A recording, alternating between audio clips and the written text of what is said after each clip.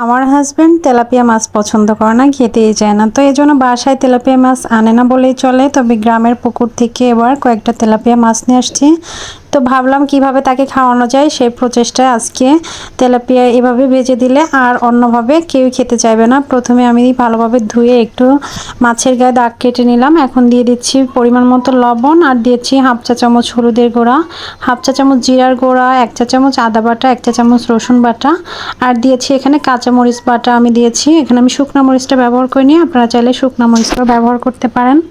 তো আর একটু দিয়ে দিলাম একটু গরম মশলা আর সাথে সামান্য একটু কর্নফ্লাওয়ার দিয়ে আমি এখন মাছের গায়ে ভালোভাবে মেখে নিচ্ছি। আর দিয়েছি একটা লেবুর অর্ধেক 1 চা চামচের মতো, তো এখানে চিপে ব্যবহার করেছি। এখন হচ্ছে ভালোভাবে মাখিয়ে আমি 10 মিনিটের মতো রেখে দিয়েছিলাম। তো আধা ঘন্টার মতো ম্যারিনেট করে রেখে দিলে ভালো হয়। তো আমি এতটুকু সময়ই রেখেছিলাম। তো ভালোভাবে আমি মাছের গায়ে যে দাগ কেটে নিয়েছি এগুলোর ভেতর দিয়ে মশলাটাকে ভালোভাবে দিয়ে দিয়েছি। এখন কড়াইতে সামান্য পরিমাণে সরিষার তেল দিয়ে দিলাম। তেল দিয়ে এখন মাছটাকে উল্টে পাল্টে আমি হালকা আঁচে ভেজে নিব, একটু ঢেকেই ভেজে নিব যেহেতু মাছটা অনেক বড় ছিল, প্রায় হচ্ছে 500 গ্রামের মতো, মাছটা অনেক বড় ছিল। তো এখন আমার মাছটা কিন্তু ভালোভাবে ভাজা হয়ে গিয়েছে। তো মশলাটা আমি উপর দিয়ে আরেকটু লাগিয়ে দিয়েছিলাম।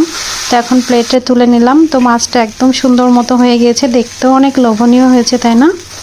মাশাআল্লাহ, আলহামদুলিল্লাহ। তো আমার হাজব্যান্ড বাড়িতে যারা এখনও তেলাপিয়া মাছটা এভাবে করে খাননি অবশ্যই ট্রাই করবেন। আর অনেকেই করেছেন আমি জানি, তারপরও যারা করেননি তারা অবশ্যই একবার হলেও ট্রাই করবেন, অনেক বেশি ভালো লাগে খেতে। তো আমার বাচ্চারাও খুব পছন্দ করে খেয়েছে আলহামদুলিল্লাহ। তো ভিডিওটা ভালো লাগলে একটা লাইক করতে পারেন। সবাই ভালো থাকবেন। নতুন আরও একটি ভিডিও দেখার জন্য আমন্ত্রণ জানিয়ে আজকের মতো এ পর্যন্তই। আল্লাহ হাফেজ, আসসালামু আলাইকুম।